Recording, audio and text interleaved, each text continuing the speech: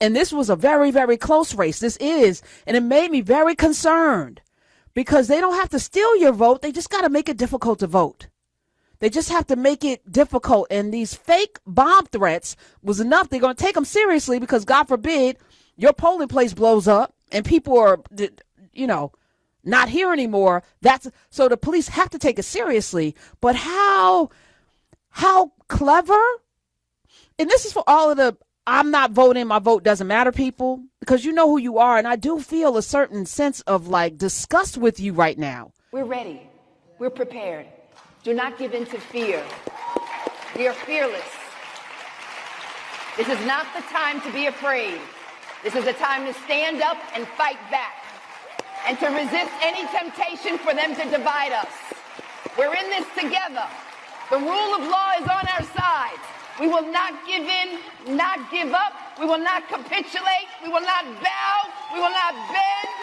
We will survive.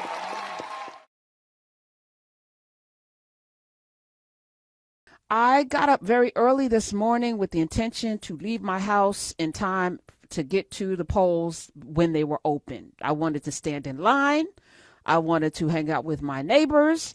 I wanted to see what the crowd was like at 6 a.m., which is when my polls open. But I got up at 4 o'clock and then went back to sleep, got back up at 7 and said, okay, I still think it's early enough. So I decided to go to the polls.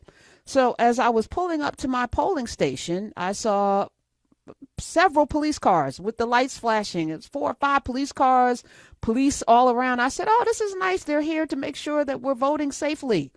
I was actually relieved and appreciating their presence until I realized that I could not pull into the parking lot because there was literally a police car, 2 of them, blocking the parking lot on all sides. So I was like, well, let me go around. Maybe they just want to make sure we walk in. Let me find parking around the corner. So I went around the corner, and there were all the poll workers in the back of the school. It was a little elementary school. And so I rolled down my window. Why are you guys out here? Bomb threat.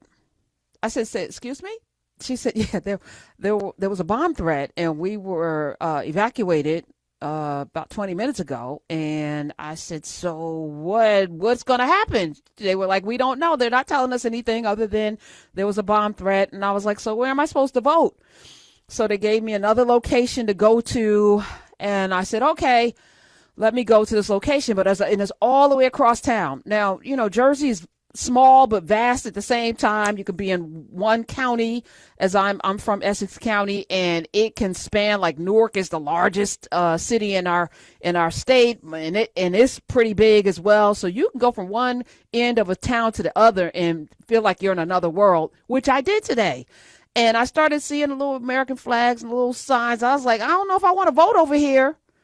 This ain't my neighborhood. You know what I'm saying? It's not my hood. It's not where I live. So I was pulling up with trepidation, but I was like, let me just go in and see, because, perhaps all the information is linked. Perhaps they'll have my little name in the thing and I can vote.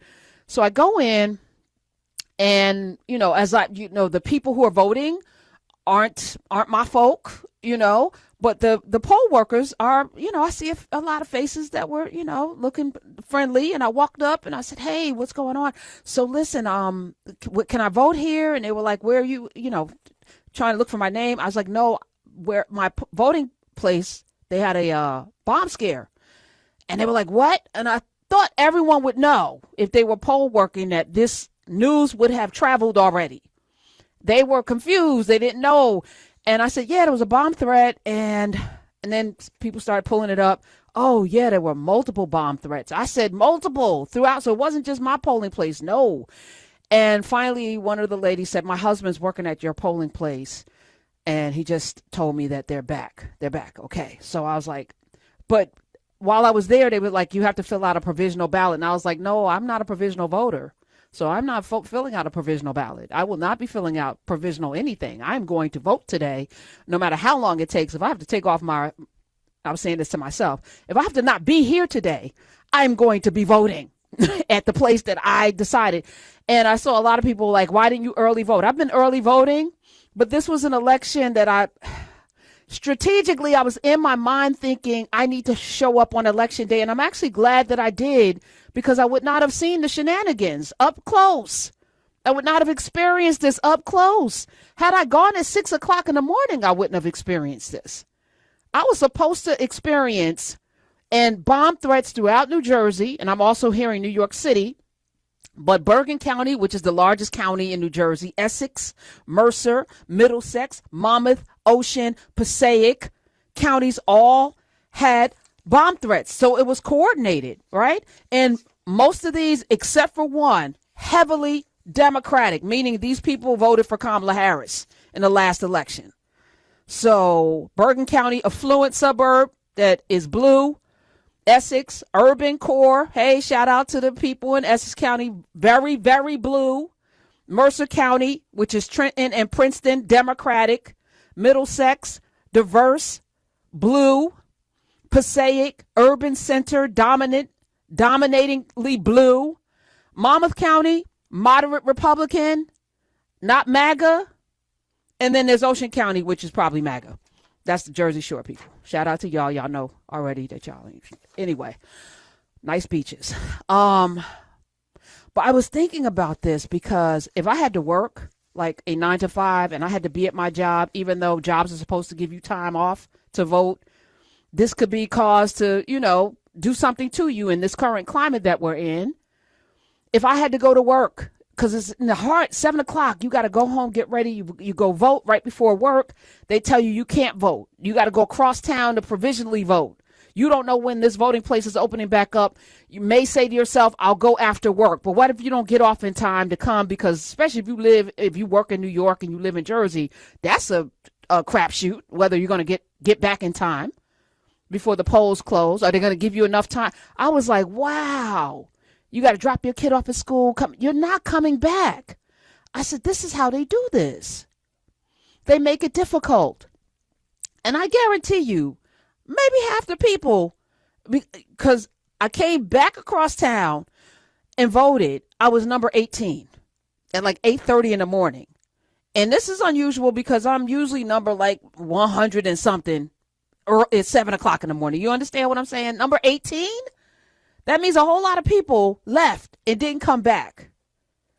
And what does that mean in a heavily blue, and New Jersey's a purple state, right? We had Chris Christie for 2 terms. We had Christy Todd Whitman for 2 terms. Like, it can go back and forth in terms of the gubernatorial race. It's not a fait accompli. And this was a very, very close race. This is, and it made me very concerned because they don't have to steal your vote. They just got to make it difficult to vote.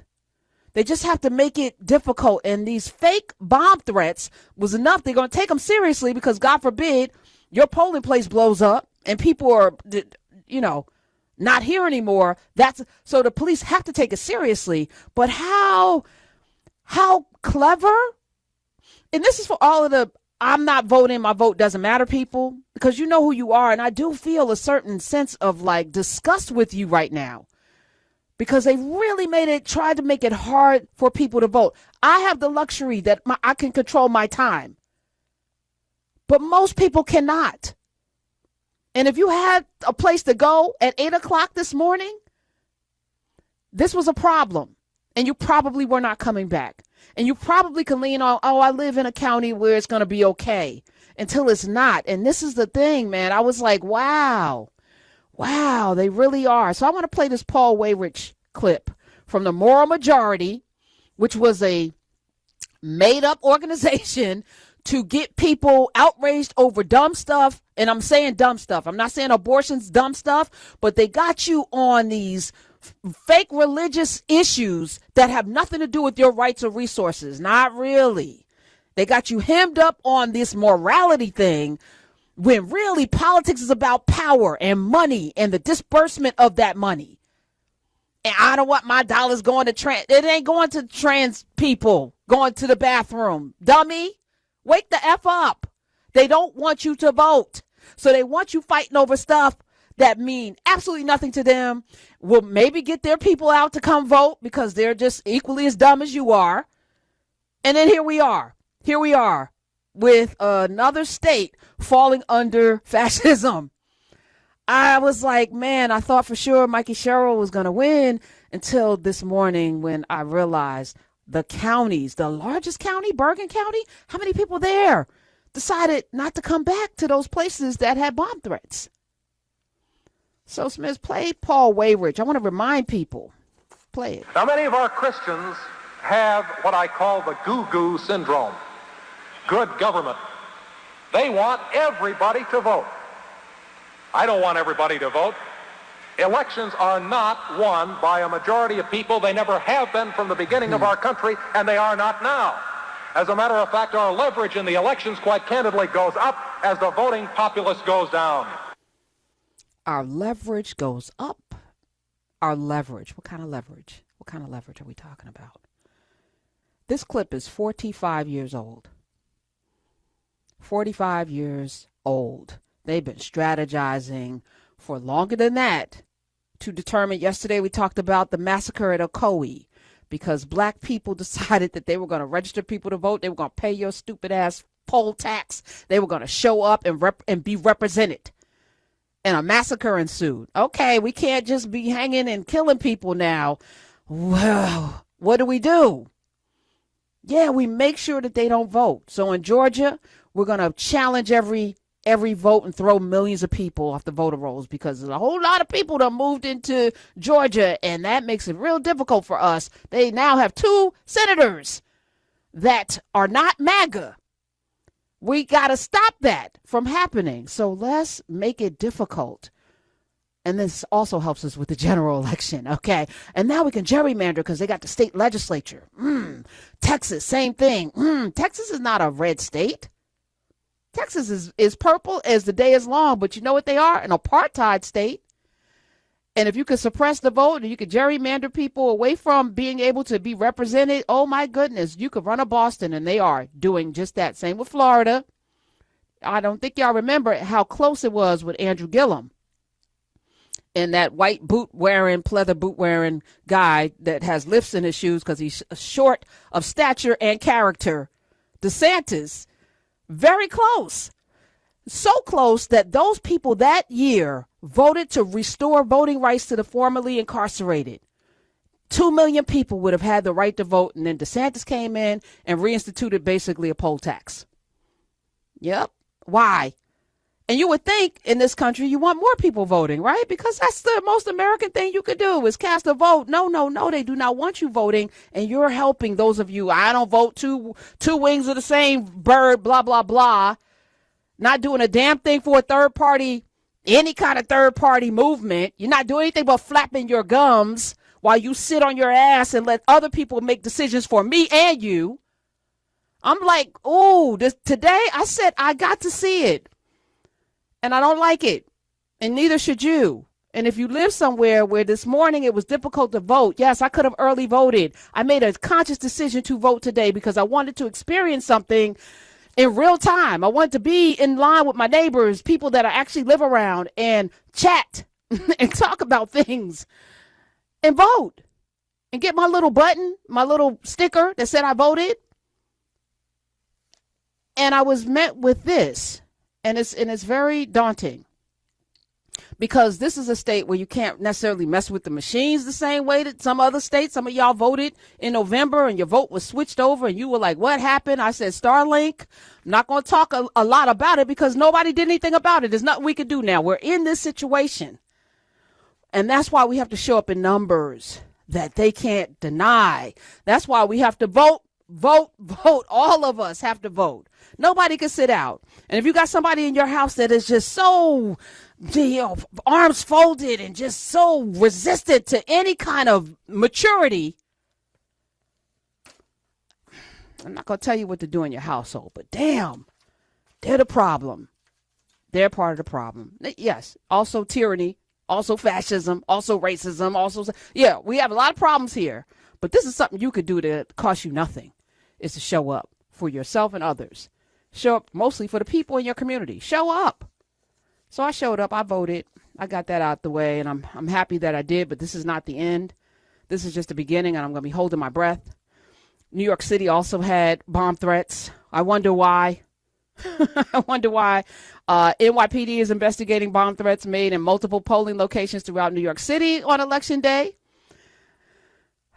Obviously, Mikey Sherrill said, as it relates to Jersey, this is an attempt to suppress the vote here. I don't think New Jerseyans take very kindly to that kind of tampering in our election system. No, we do not. But no one should. No one should be okay with this. Matter of fact, you have a president, and we do expect, presidents to show up. Obama was in New Jersey. He was in Virginia. He's been out, President Barack Obama. Trump said today, as New Yorkers were headed to the polls, that any Jewish person voting for Mamdani is stupid. That's what he said. He said any Jewish person, he went to social media, any Jewish person that votes for Zohran Mamdani, a proven and self-professed Jew hater, he is not. That's a lie. And he put Jew hater in all caps, is a stupid person. 3 exclamation points. This is what he wrote. Today, the president of the United States. I wonder how if you were Jewish in New York, how do you feel about this? 866-801-8255. He called you stupid if you voted for Mamdani. We're ready. We're prepared. Do not give in to fear. We are fearless. This is not the time to be afraid. This is a time to stand up and fight back and to resist any temptation for them to divide us. We're in this together. The rule of law is on our side. We will not give in, not give up. We will not capitulate. We will not bow. We will not bend. We will